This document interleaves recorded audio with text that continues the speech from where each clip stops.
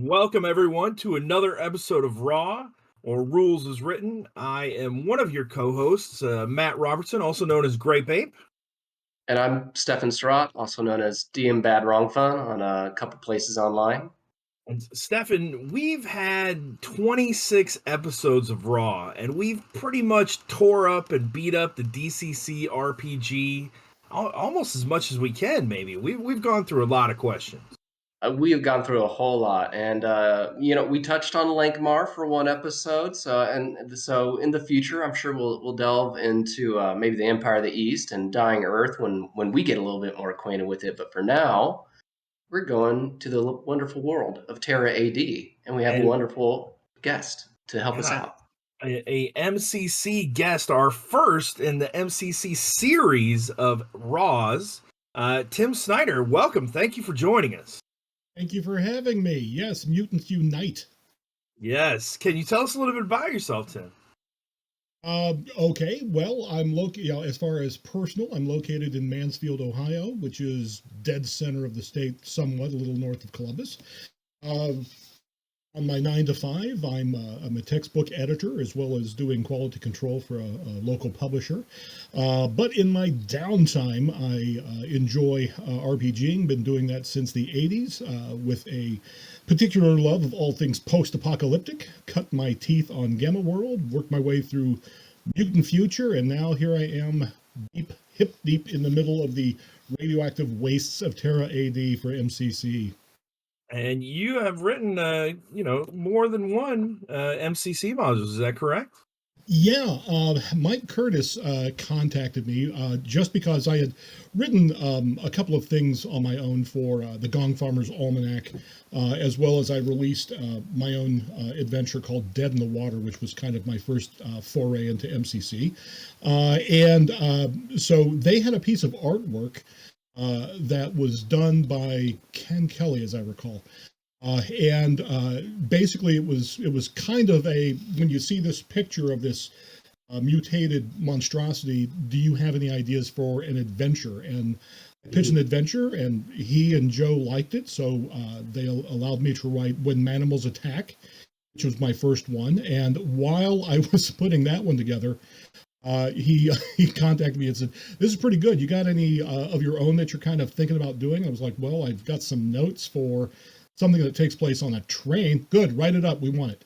So the next thing I knew, Mayhem on the Mag Train came out shortly thereafter. Coming up for DCC Day this year, they are producing an MCC adventure that I wrote called Crash of the Titans, which I'm pretty excited about. So. I'm just cranking out the MCC stuff every time they knock on my door. I'm happy to do it. I'm getting a lot of folks are really happy with what I've been producing, and thank you. Yeah, we love it because we need more MCC out there. DCC is getting kind of spoiled. We need some more Mutant Crawl Classics. I do feel that DCC is, obviously the big brother, and MCC is the mutated little brother tugging on the coattails. So I'm doing everything I can to just get some plantients and get some manimals and some pure strain humans thrown into all kinds of toxicities. Absolutely. Well, I'll say it's far from raw, but I'm launching a Kickstarter 2 weeks from today, which is more MCC, Technomancer Candy Mountain. So I'm putting like a candy person PC class, and so lovely. Yeah, I'm helping out our mutated little brother in my own way too. But man, yeah, I really enjoyed reading When Manimals Attack. That was a fun adventure, and of course, what a cover to be able to draw inspiration from. Coincidentally, I believe that Ken passed away shortly after that was released. I think that was probably one of the last pieces that he. I don't think he produced it directly for Goodman, but I think it was one of the last pieces that Goodman released that he did. So that was kind of an honor to be able to do that. So here we are today. I think. Here we are today. So usually we start out the episode by asking you a couple questions from the previous episode. Now, we had Bob on, and he went through probably at least 12 questions, Stefan. So me and Stefan have each picked one for you. And so, Tim, the question I have from last episode is, how often should judges be making morale checks for monsters or NPCs and retainers? You at your game, do you do morale checks at all? I do. Well, that's a good question. I do morale checks when there are overwhelming odds that the monsters are facing. So during say like 0 level funnels, especially if you've got this group of 12 little pygmies running in and there's like 2 monsters there, then yeah, I'll probably roll a morale check for that. But anything, especially for a 0 level funnel, anything that's got more than 12 hit points is going to stand fast because these guys have got no choice, no chance. But morale checks, I do them rarely, but only if the circumstances are really over the top.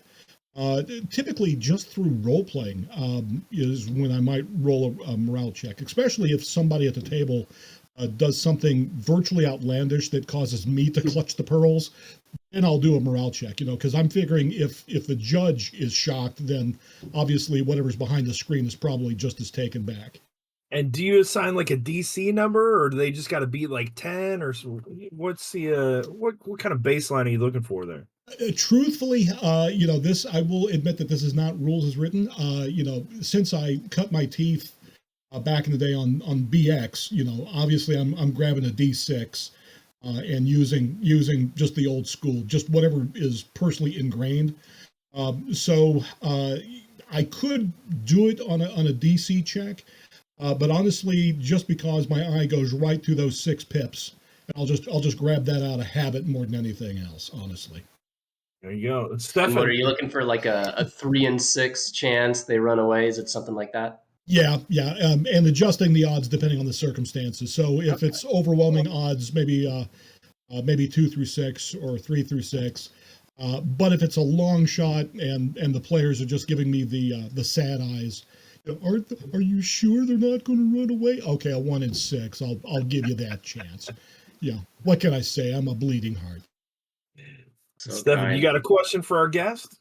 Yeah, it was one we didn't quite get to with Bob, because I kind of think everyone could guess what Bob's answer to this would pretty much be. But instead of either in the context of DCC or MCC. What do you do with encumbrance? DCC says just use common sense in the rulebook, so there's not much to it by raw. But what do you do? Yeah, I pretty much do the same kind of thing. When it comes to encumbrance is one of those things that if you really start, counting the pounds and checking to see, okay, what's your strength? Okay, how much can you carry with that strength? How much of that have you got? How much have you got? If you got a pack animal, it becomes inventory management, the RPG, and I'm not a fan of that. So typically I do use common sense. I'd like to say that I will throw out encumbrance rules when I notice that there should be encumbrance rules. So midway through the game, if I suddenly realize, well, wait a minute, there's 4 players, but so far they've got 14 plasma rifles. How the hell are they carrying all that? That's when I'm going to start bringing out the encumbrance rules. Or if they're picking up C cells, next thing you know, they're around 42 of those damn things. You start kind of going, you guys need to start figuring out exactly how you're dealing with it. So yeah, just use common sense at the table and don't weigh yourself down, he says, throwing out the pun. And well, so your most recent module, Mag Train.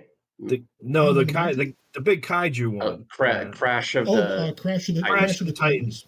Now, is that one out already? Can I talk about it or no? Yeah, no, sure. They've already announced it on the Goodman site. That will be coming out for DCC Day. They're re-releasing the MCC rule book, and I believe Stefan Pogue, I think, did the artwork for that. So it's another one of those. hey Tim, here's a really neat piece of artwork that we have. Can you make an adventure for it? And it's just this huge insectoid uh, kaiju kind of lurking while everybody's kind of huddling behind a building, which was the perfect opportunity to actually write a kaiju adventure. And I need to make it a high enough level for these characters, so I think I made it second level. Because when you're second level, whether it's DCC or MCC, you're fighting kaiju and gods. So it was great. Amen. So our questions for the inaugural MCC episode, I wanted to start at the beginning and really make it accessible, make it open to players who might just be opening and cracking the book for the first time. So our first question, Elena, if you could bring that up, is Mutant Crawl Classics compatible with Dungeon Crawl Classics? absolutely, 100% yes, absolutely.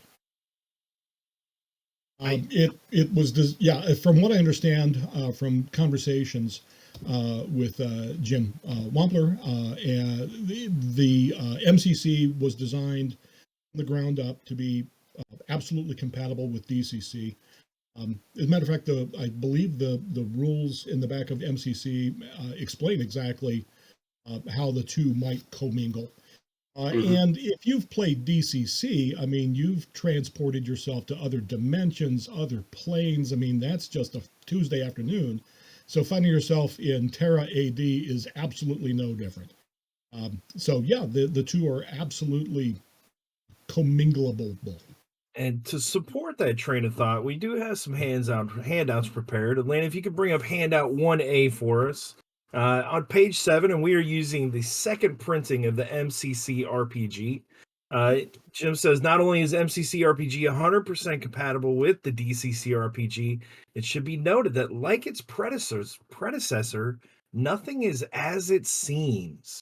What is that cryptic little text there, Stefan? You got any insight on what that might be? I think it's just you're very much allowed to make it your own. Jim Wampler wrote it as like, this is all the polar ice caps have melted. There's less land. It's super hot. It's a hothouse jungle world the whole world over now. But that's the surface level. Like make it different. Make it your own. Because in much the same way that there's a little bit of an implied setting for DCC, but the setting is really what you make it. It's the adventures you run, whether it's homebrew or published stuff, and how you string it together. That becomes your world. And kind of to support where we're going here, Elaine, if you could bring up handout 1B and 1C in succession. When we turn to page 8, it says the Mutant Crawl Classics role-playing game is both a supplement to the Goodman Games Dungeon Crawl Classics RPG, as well as a complete game in its own right. So you could play it. Tim, could you play MCC without ever having played DCC? Absolutely, because I run games for new players all the time. Admittedly, if you've played DCC, then you have a grasp of the statistics, the tropes, the dice, the chain, how that works. But if you've never played DCC before, I mean, it'd be the equivalent to you've never played an RPG before. So MCC is very user friendly. And it's fairly easy to run for folks who have never played DCC before, absolutely. But if you do have that DCC background, it makes it that much easier to just kind of step into MCC. All you need is a new mindset and setting. Yeah, you know the dice chain already, but I'll say the MCC core rulebook, it's thinner. I've seen a good friend of mine. I showed him the DCC core rulebook, and he was just intimidated by how thick it was. No matter that, you buy 3 WotC books, and they're certainly thicker than the one DCC. But MCC, yeah, it's not like it's some scant little thing, but yeah, it's a little thinner and a little bit more lightweight, I would say. Well, and to read out handout 1C, sorry, I pulled the trigger a little early on that one, Elena. On page 8, the rules are designed to be 100% compatible with the DCC RPG rulebook, and characters and monsters from either system should mesh seamlessly into your campaign with little or no adjudication required. Did you find, Tim, had you played DCC before you ever played MCC? Let me think here. Yes, I think I played one or two games of DCC. And I played my favorite class, which is cleric. I'm always the healer. I don't know why. I've just always liked playing the cleric. And I think it was at Yukon back in, oh heavens, however many years that was. And Jim was playtesting Mutant Crawl Classics at the time, and I saw some of the artwork that they had already produced for it. Immediately fell in love with it, and just watching him run it. And because I had already been writing stuff for Goblinoid Games with Mutant Future, so, I still was cutting my post-apocalyptic teeth on the setting. The bright new shiny post-apocalyptic world, I had to be in that.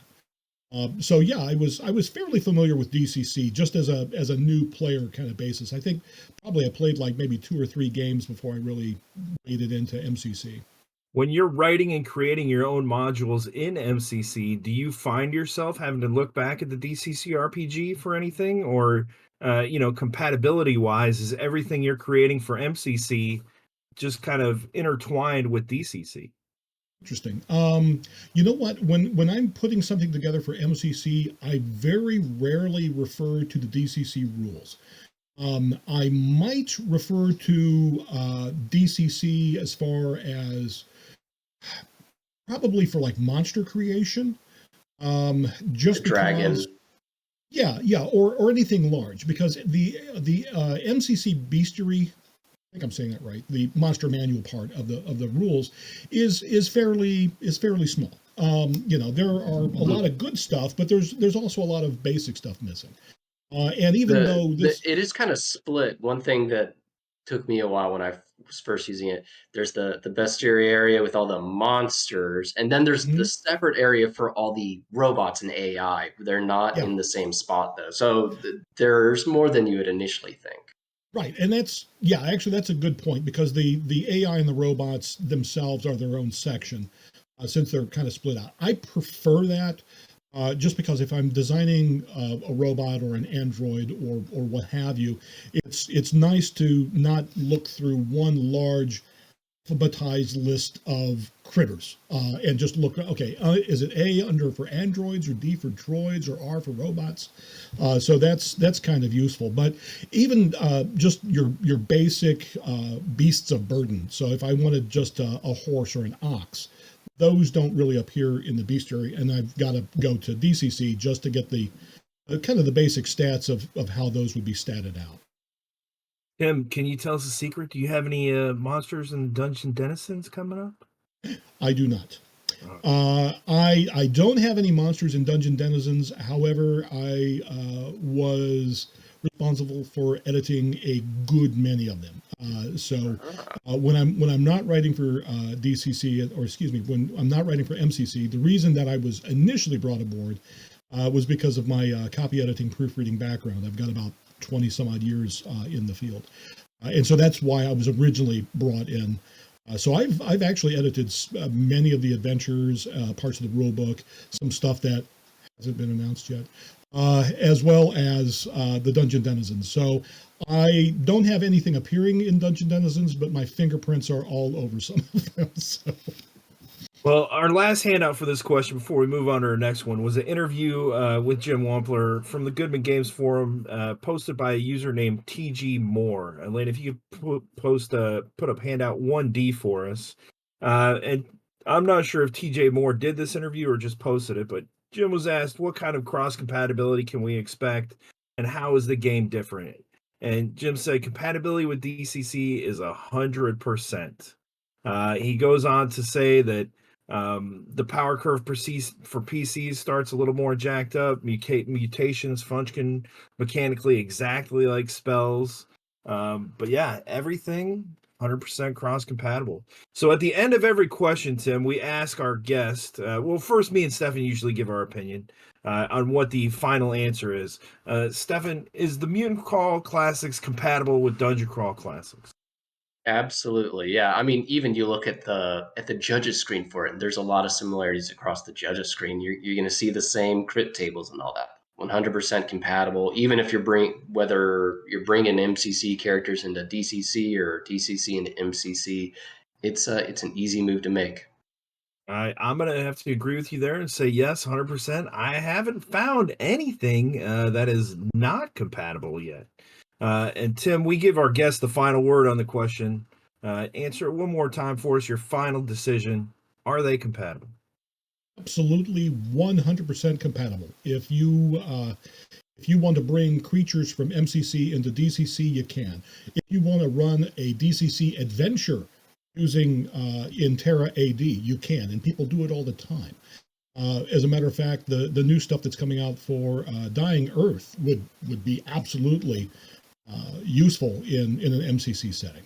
And so, yeah, the fact that we can just cross-pollinate everything that has been released for the two systems is just mind-boggling, and it's just great for both the judge and the players.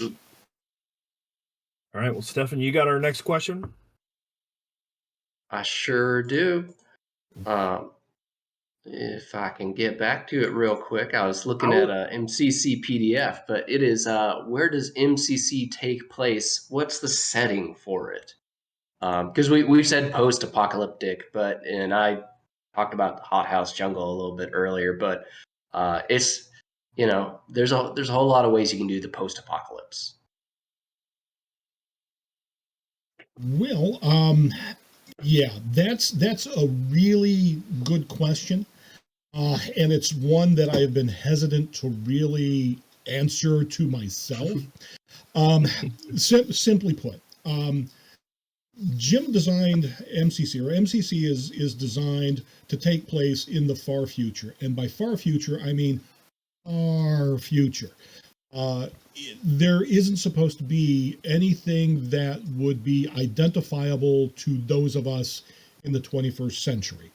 Therefore, the artifacts, the buildings, the vehicles, should be just as foreign to us as it is to those denizens of Terra A.D.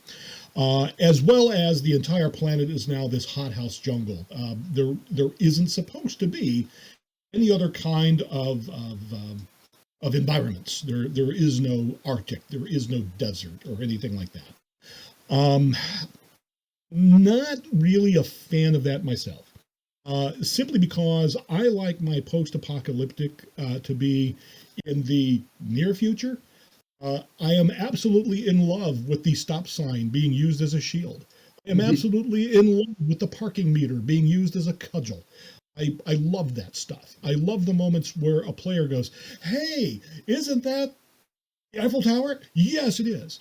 So, my version, if you will, is the near future, the Thundar future.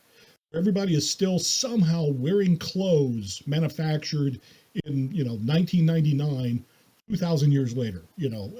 Or the Mount Rushmore is still standing. So those just has a lot of graffiti on it now. Yeah, exactly.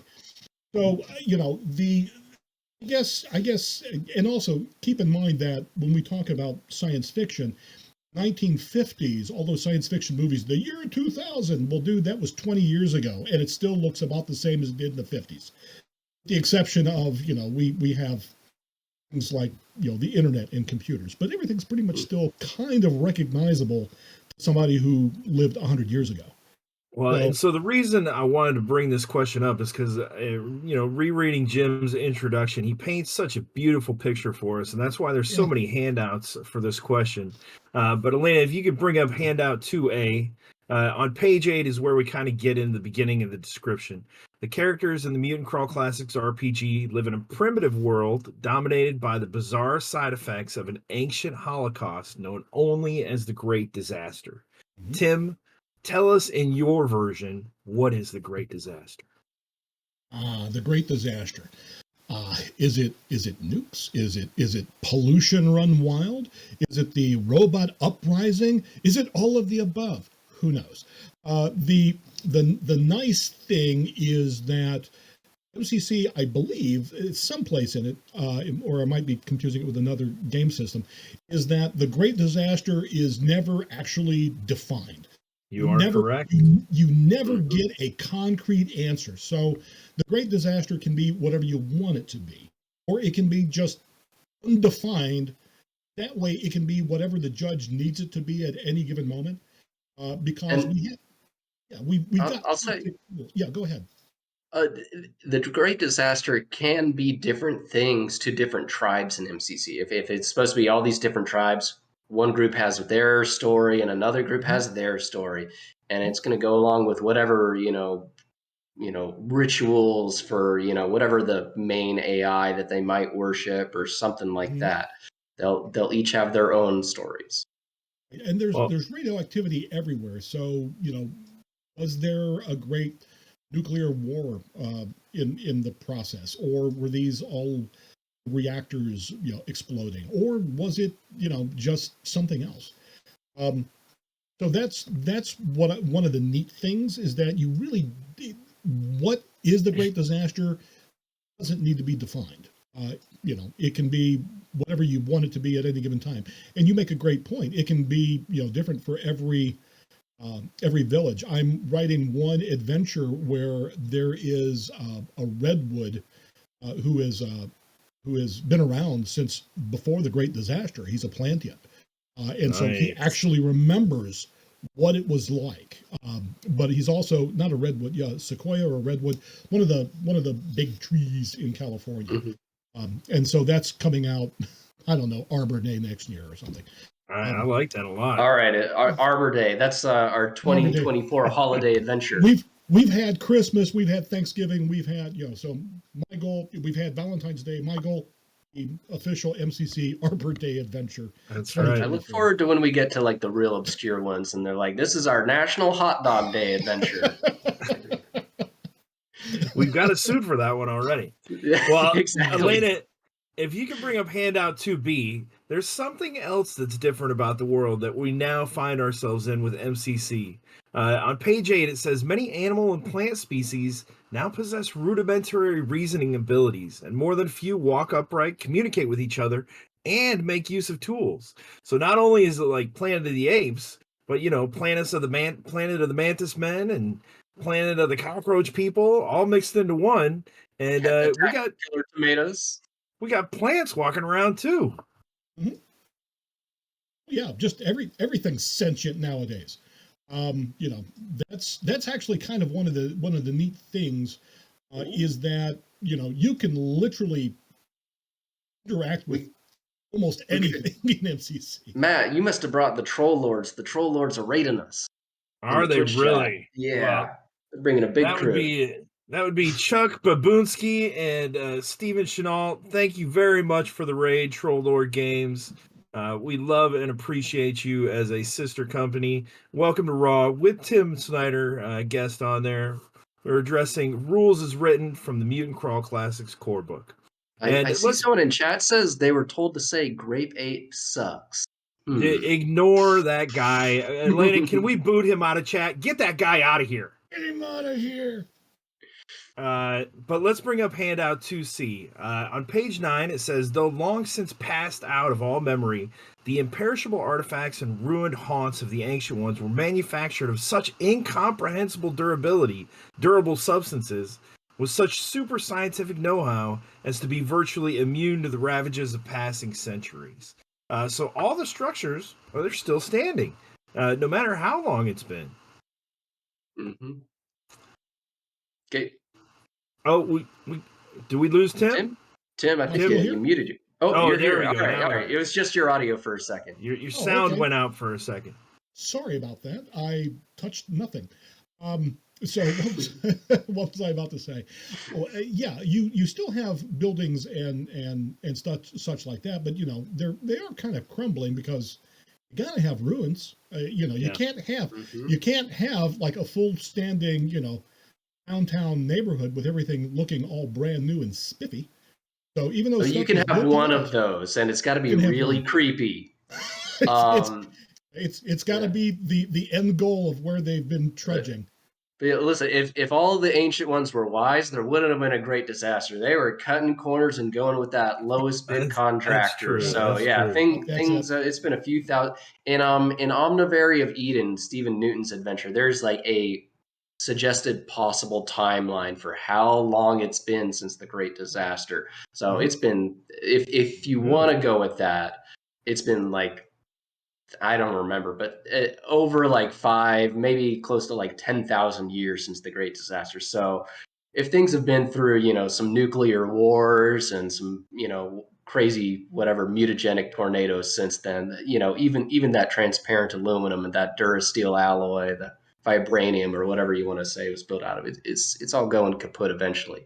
You're gonna have to make sure to bring that up next episode, Stefan. But let's go to handout 2D real quick, Elena. Taking its cue from its elder sibling, DCC, the world of MCC RPG is an undiscovered territory, wild and mysterious. Ideally, the players should never be certain whether the game setting even takes place on Earth or perhaps on some parallel planet or plane. So it doesn't even have to be on Earth. It could be on a completely different purple planet, maybe. Could be the Starship Warden.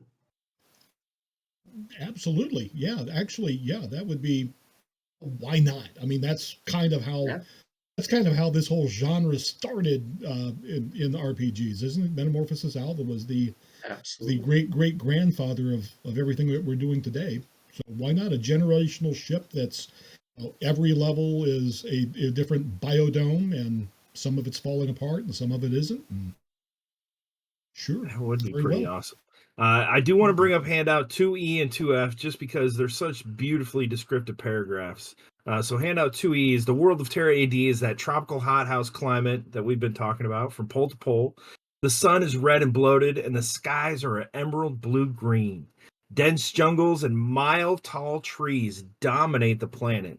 And then in handout 2F, it goes on to say megafaunas are the rule rather than the exception.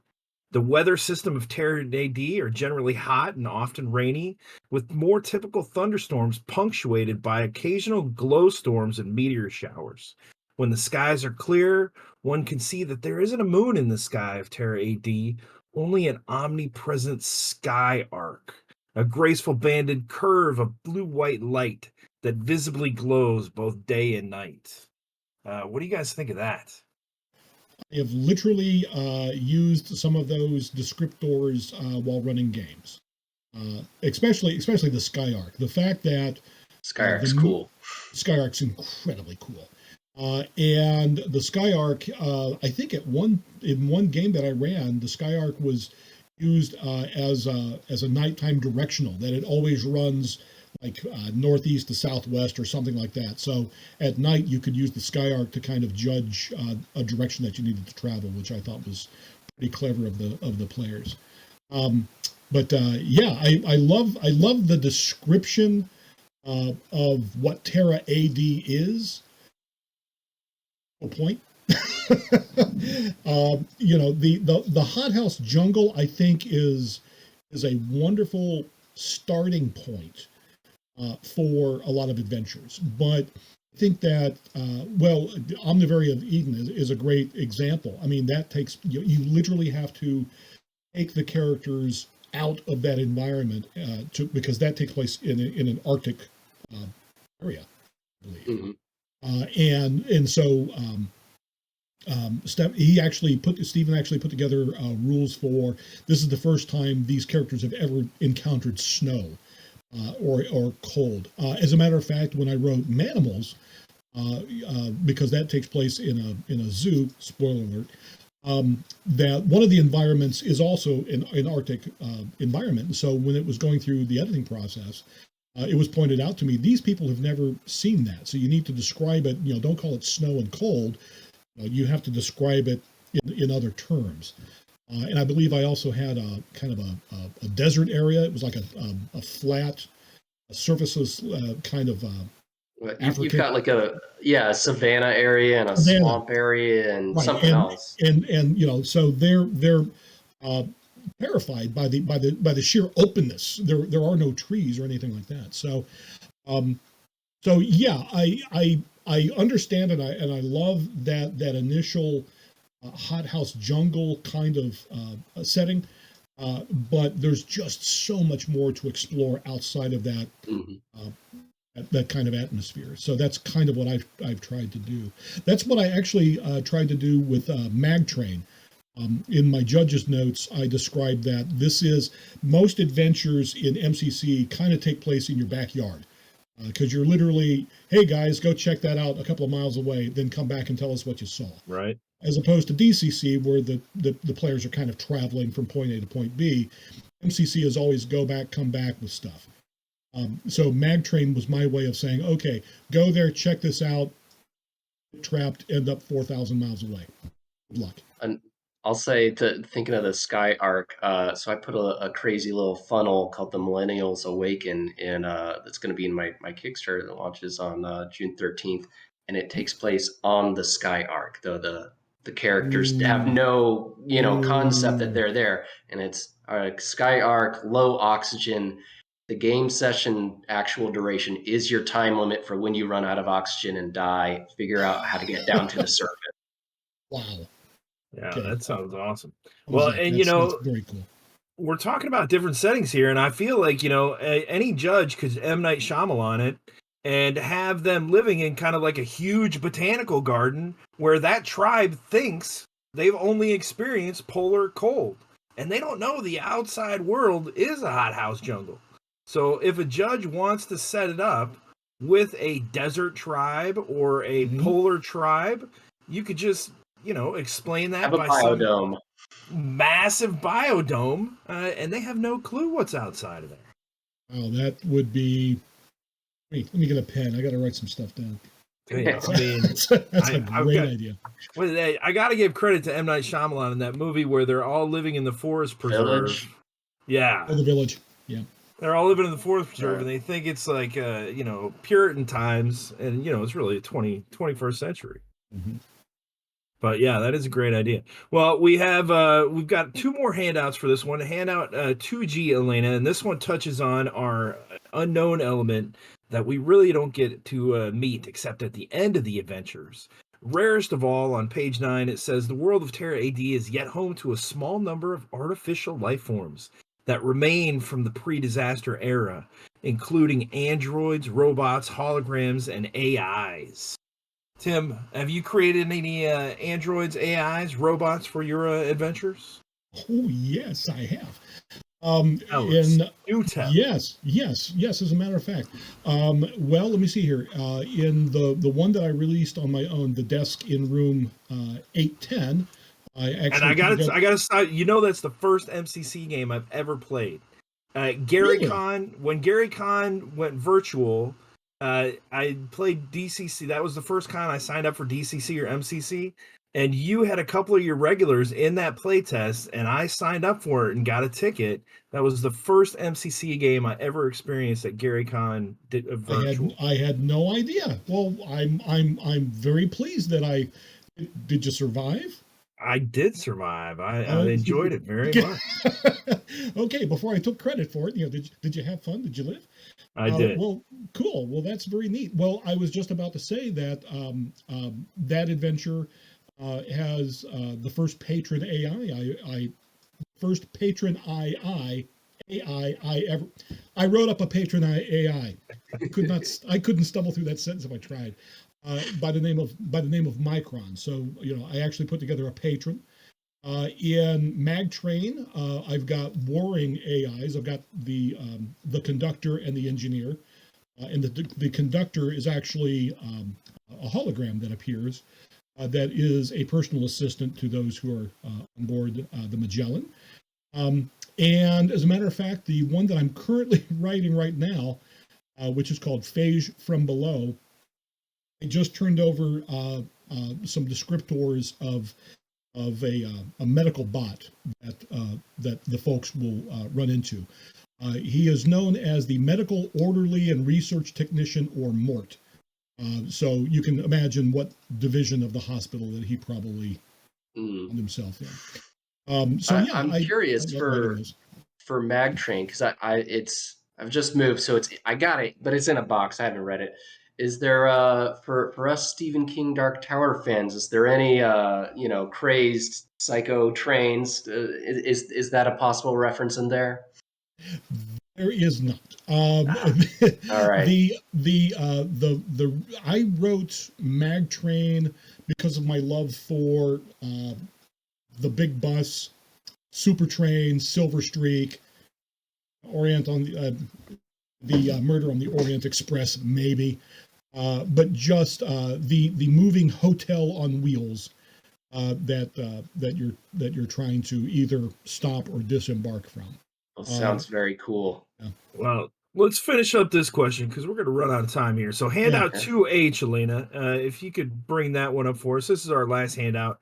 And this is also from that same interview by TJ Moore, where he asked Jim Warmpler a little bit. Can you tell us a little bit about the setting? And Jim says, to add to your appendix end list here, says there's bits and pieces Jack Vance's Dying Earth, Brian Aldiss and Nonstop, which I haven't heard of that one, Stefan. Sterling Lanier's Hero's Journal and Andre Norton's Daybreak. So there's some kind of a reading inspiration that you guys can get to find out more about the setting. But let's answer our final question here. Where does the MCC take place? What is the setting? Well, the setting is Terra A.D. Determine how far into the future, but post-apocalyptic, definitely. And kind of populated by a dying sun, no moon, a sky arc, all those things we previously mentioned. Stefan, what is your final answer? Ditto. It's kind of whatever you want it to be. It's left for you to determine as the judge and the group to have that kind of similar input. And Tim, you get the last word. Agreed. Everything that the two of you said. However, when we talk about the future, is it 1,000, 2,000, 5,000, 10,000 years in the future? Who can really tell, and who's really keeping count? In the world of Terra A.D. Just that they don't recognize it. That's it. Well, our other two questions do not have as many handouts, but our third one here I thought was an interesting place to start, because usually people are going to start with a funnel. Where did all the occupations go? There were 100, and now we only got 2. And Lena, if you could bring up handout question 2, Tim, what's your solution to this, or does it need to be solved? Well, because you let me know what the questions, you mentioned this question to me when we were setting up the interview. It was something that I hadn't really considered, honestly. However, if I was to kind of look at the setting of DCC versus MCC, DCC is kind of a pseudo medieval society where you have settlements as large as villages and cities. So if you have cities, you have people who have to do things in this city. You have the various jobs and occupations. Whereas in MCC, everything is tribal settlements. Nobody really has a job. Just everybody contributes to their individual little collective. So there really isn't a need for specialty occupations. So you're a hunter, you're a gatherer, or you're whatever we need you to be at any given time. I will say that in Dead in the Water, which was my first one, it starts in a fishing village. So when I have run it at conventions, I give everybody the chance to be a third occupation, which would be a fisherman or fisher person. So you can get a small trident or a net or something of that nature, just to kind of break it up a little bit. But I've never really given much thought to the fact that we don't have occupations. It might be interesting to have a list of, say, tradesmen. In other words, you might not do this for the village, but this might be something that you've kind of learned how to, weave a basket. You're a weaver, or you're into animal husbandry and you can, teach people to ride. So you have those kind of accoutrements. So it might be kind of interesting to come up with a list of 100 trades or hobbies or interess.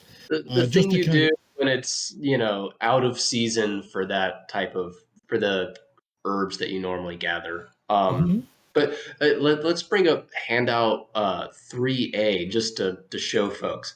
It's D100, but it's your results are 1 through 50, Hunter, 51 through 100, Gatherer. That is what you get. It does say we're dealing with a Neolithic society, and so we got a handout later on that talks about that, but I know nothing about history, Stefan, so I cannot verify that guy's information. I couldn't either, but I think the Adventure of Warlords of Atoz kind of goes on, and that's an adventure that's very, very inspired by the movie Zardoz. And there's some rumors in there. You meet some people, and folks don't know what agriculture is. They're like, it was awful. They made us plant seeds in a line. And when I ran that, I remember my players being like, I don't know about agriculture. But then if you go play Seeking the Post-Humans, those folks definitely know what agriculture is. They're like ranchers there, and you have two villages trading back and forth, and so even MCC fully knows already, and it's official in the modules that the hunter-gatherer thing is the baseline for the characters. But if your funnel is Seeking the Post-Humans, you do know what agriculture is. You know more than that, so you can have more than that. Well, I think the reason it might be so missed is, Elena, if you bring up handout 3B, if we look at the DCC RPG, page 66 for a minute, it says the character's 0 level occupation determines the basic skills they can use. If the player can logically roleplay the connection between the occupation and a skill in the way that the character's background supports the skill in question, then that character can make what is called a trained skill check. So, Tim, how do you differentiate, or do you differentiate between hunter or gatherer trained to unskilled trained checks in MCC? Well, that's actually what I do when I run an adventure or something like that. I typically have the character or the players introduce what their characters are doing when the game first begins. And so somebody might be saying, "Oh, I'm tending the communal fire." I might say, "Okay, well that's your task. You're good at building fires." So that person will be the torchbearer or the one that carries the flint and steel for the society. Somebody else might be saying, "Oh well, I've just decided that I just helped do some threshing of some nearby fields in the morning, so I give them a sickle or something like that." So I try to bring in any skills that the player kind of mentions. I try to make that part of the character and give them either a skill check if that comes into play later, or I'll remind them during the game, "Hey, didn't you say that you did this morning? So this is something that you're good at." Or I might even give them a tool or some implement that they typically use during that. So I do try to bring those kind of facets in during role playing rather than anything that appears on a table. Yeah, you can do that through role playing. If you want something a little bit more structured, if we could bring up handout 3D, that is actually clipped from Frozen in Time, which is a DCC adventure, but it's pre-MCC, and it's a very much we're getting our chocolate and our peanut butter with the science and the fantasy, and it would be a perfect one for MCC, and the occupation table there is for, hey, do you want to run this first level adventure as a 0 level funnel? Well, in these primitive lands, here's some Neolithic level society occupations. Mm-hmm. So that is perfect. And oh no, man, we lost the grape ape. He'll be back any moment now. I'm sure he will be back any moment. And if not, no, there he is. All right, he's coming back. Yes. I think we'll rearrange our screen so you get to see that ugly mug of his again. But he will be back on the screen momentarily. I accidentally closed out the handout and accidentally cut Discord completely off. I accidentally hit the off button. Apologies for that. Well, we have one more handout for this question. Handout 3C is a poster from by the name of Melfast, who kind of gives I'm not sure if this is historically accurate or not, but he says MCC assumes a Neolithic civilization level. but the starting occupations provided more Paleolithic. And so you can go on to find that. He mentioned some other places where you might be able to find some different starting options or occupations. But where did all the occupations go? Well, my answer would be it's because you only have hunter and gatherer. All they needed to do to survive was hunt and gather. And maybe I might build the third one, like build the structure. But those are your three basic, necessities: food, shelter, and water. And that's what you needed to survive. So those are the occupations. Stefan, what's your final answer? Ditto. Yeah, we're MCC assumes everything's still pretty low on Maslow's hierarchy of needs, so we're just covering those basics. Tim, you got any final words on that question for us? No, I'm just impressed with the hierarchy of needs reference. It's MCC. It's not society. It's not civilization. So there are no occupations to speak of yet. There could be folks who know things that other people don't, but it's not like they're being skilled or trained by anybody. It's what they're learning on their own while they're out in the wilds. All right. I think the last question is probably the one that I see get asked some of the most. Elena, if you could bring up question 4, how do you make an artifact check, Tim? Artifact check. Well, artifact checks are fairly straightforward. Every artifact has two elements. That would be the tech level, the complexity modifier. To even do an artifact check, your character's tech level has to be the tech level of the device or higher for them to understand it. If it's reversed, if you have a tech level 2 and this is a tech level 4 device, technically you're not supposed to be able to remotely be able to figure it out. You're too primitive, you fumble fingers. Your idea of turning it on is to smash it against a rock. So that's part one. So if you can do the artifact check, if you're like, oh, okay, this is a thing from the ancients, it's a D20 roll plus your intelligence modifier plus your artifact modifier. Everybody's got one. Minus the complexity modifier. So the more complex the device is, the higher that number is, which is a penalty against your artifact check. And so, to reiterate what you said real quick, let's bring up handout 4A, Elena, and this is exactly what Tim is referencing. Page 167 says, in order to attempt understand and use an artifact, characters have to make an artifact check, D20, intelligence mod, class artifact check bonus, minus the complexity modifier. And then we take that roll and consult table 7.1. Tim, tell us more about table 7.1. 7.1, matter of fact, I grabbed the screen here just so I had it in front of me, and it's like most tables in MCC or DCC. The higher you roll, the better your results. So if you do all the math, you end up with a 1. You break the artifact irreparably. Up to you break it, but you can fix it. To you fire it, or it triggers once, but you have no idea what the hell you did to do that.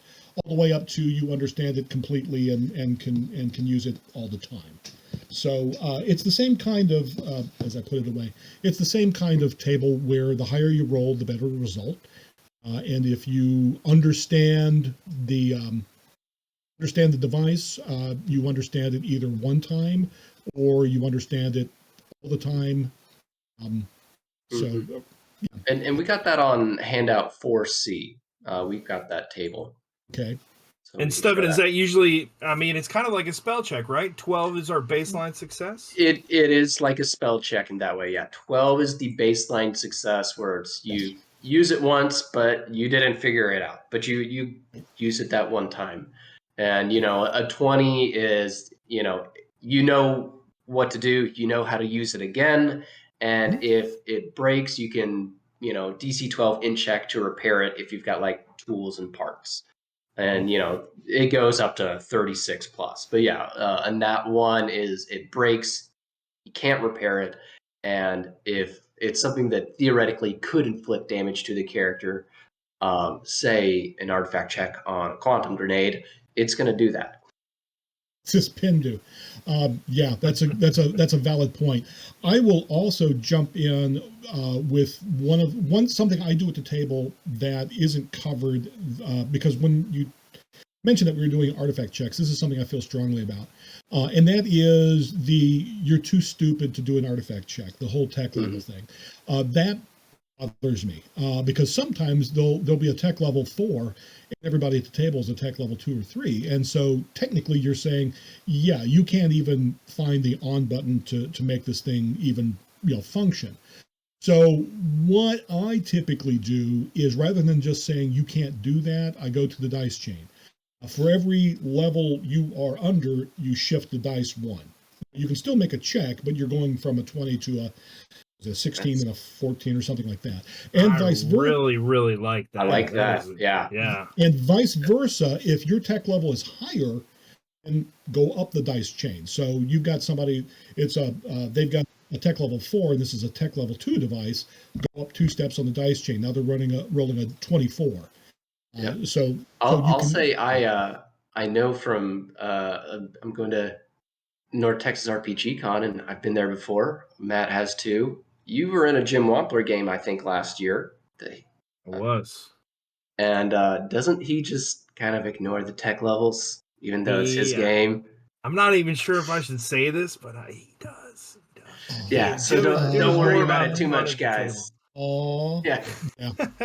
It's his game, and he don't even play by the rules. So, Elena, bring up handout 4B for us real quick, and this is some of the examples of the tech levels in the book. For phaser rifle is tech level 4, complex modifier 6. So that means if you're trying to figure out a phaser rifle, that's a -6 to the roll.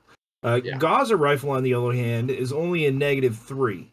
But if we go into handout, let's see, I want to make sure I touch on this. Handout 4E, please, Elena. Each standard artifact check requires 3 turns or 30 minutes to complete. Tim, do you hold the players to that timeline? No. No. Well, you're supposed to, as written, they're supposed to have time to actually fiddle around, play with this, push this button, trigger this. And that's why, and I don't know if we have time, that's why they have the combat artifact check, which is when you need to figure it out real fast. You spend a luck point, and you try it then. We're going to touch on that next episode with Stephen Newton. But, Elena, you can bring up handout 4G real quick just to show what Tim's talking about. But go ahead and keep going, Tim. I'm sorry. I was just going to mention that, the way the artifact check is written is that you get all these bonuses if you have time to actually fiddle around with it. If you don't have time because this person dropped a pistol and you're picking it up and firing it, it's a combat check. You spend a luck point, you roll the D20, get no bonuses, but I think you do get the complexity modifier detriment. So if it's a -6 and you roll a 20, that's still a 14. You're still. I'll say there is also, and we'll try to be real quick because there's a fun show after this. Y'all gonna get to keep watching some stuff, and I believe it's some rascals continuing their trek through Sailors on the Starless Sea. But handout 4F. Is when you're making an artifact check, if you have some buddies around you, and if their intelligence score is at least a 12, they can help out. They give you a +1 to your artifact check. So I think that's the only official "can I help them with that" that's written in DCC or MCC in a core rulebook. Yeah, that's the only thing. But there you go. There is a way that the other folks, even if they're not great at this, that. You know who the best person to the artifact check is. Everybody can still help out. Well, rules is written, Stefan. Tell us how to do an artifact check. D20 plus your int mod plus your artifact check bonus that you get from your class and your level in that class, minus the complexity modifier of the thing that you're trying to understand. And you have your technology level, which may cap you out and say, no, you're too dumb to figure this out because it's too high tech. But even the author ignores that. So ignore it or use the dice chain in some way. The rules is written supposed to be capped. All right, my answer is a D20 plus your intelligence modifier plus your artifact check bonus from your class I think you might have said level in there, Stefan, but I don't think that's included. No, the artifact check level that's determined by your class and your level in that class. Minus complexity modifier and rules as written, it takes 3 turns, 30 minutes. Tim, what's your final word on this? Well, there's the final word, and then there's the way that we play at the table. Final word is, of course, the D20, your intelligence modifier, your artifact modifier, minus the complexity modifier. And sure, 30 minutes of fiddling around, trying to get this thing to work with your buddies for the +1s that they can throw in your general direction. All right, Tim. However, go ahead. However, as we've seen just in this conversation, there are a couple of different ways to get that to go a little bit faster and to get work a little better. I love that rule, and I think that should be incorporated somewhere, written down for raising the dice chain for complexity modifiers up and down. But you are correct. We only have 2 minutes, Stefan. Corporate Crash Course is coming up next. Stay tuned for some DCC live play action. Tim, we want to thank you very much for being a guest on the show. Can you tell us any secret project you got coming up? Wait, you're muted. We lost your audio. I feel like he's saying something. Oh, there it goes. There it goes. Am I talking again? All right. Oh, heavens, I better talk fast. I will likely have a Kickstarter for my next Mutant Crawl Classics adventure called Phage from Below. It will probably be coming up in the next few weeks. Right now, I've got artwork being devised for it. This is a third-party product. This is not one of the Goodman pieces, but I do have some stuff for Goodman coming up soon, too. All right. Well, Stefan, you got your Kickstarter coming up. We've only got a few seconds here. We need to let Elena get a drink. Everyone, I want to thank you for joining us. We will see you in 2 weeks' time, which is going to be June 13th, with guest Stephen Newton. You've heard his name mentioned here tonight. He will be on Raw in 2 weeks' time. We appreciate you guys tuning in and watching, and see you next time.